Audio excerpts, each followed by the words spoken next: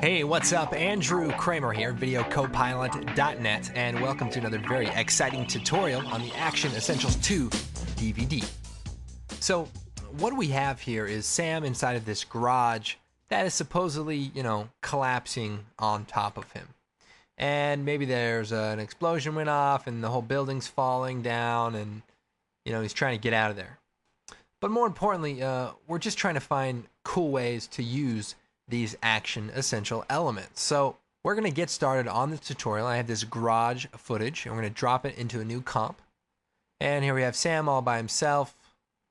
Pretty sad. All right, first thing we need to do is motion track the background. Now it was pretty difficult, but I'll kind of walk you through it. So we're going to create a null object. And then we're going to select our footage, go to the tracker controls, bring that up, and click track motion. And then we're going to move our track point around here. And I actually was able to track this point right here pretty well. Not great, but pretty well. And then we just click the track forward. And then when it goes off, when it gets messed up, which it will, what you can do is then use page up and page down and basically do it by hand. So unfortunately, it's pretty difficult when it gets pretty blurry like that.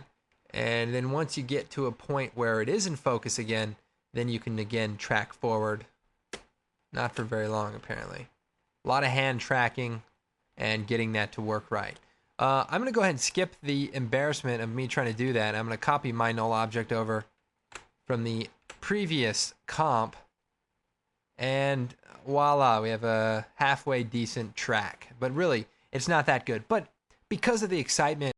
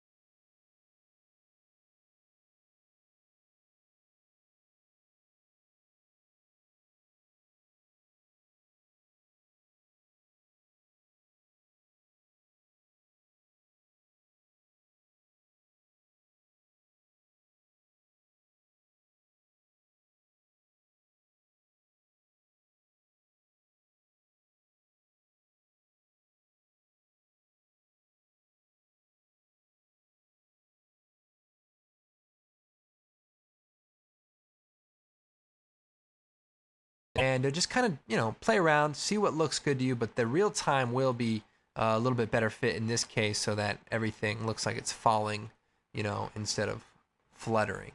And we have some other debris elements here. Same kind of concept. We'll go time stretch to about 50. And, you know, those are some small particles. And make sure that our out of focus sparks are on top of everything, because those are closest to the camera. And then we have another debris element that we can just push over to the side. And we probably want to copy those curves and paste them to that element. Well, it looks a little bit different. Let's match that. Okay. And then we'll parent that to our null object. So everything gets parented so that it all flows. And then also we'll do that time stretch to 50. So that all falls down like a crazy disaster movie. And be careful, make sure that you're not seeing any edges if you're not supposed to be. That looks pretty wild. And finally, we have a great dust element, which, you know, after all that's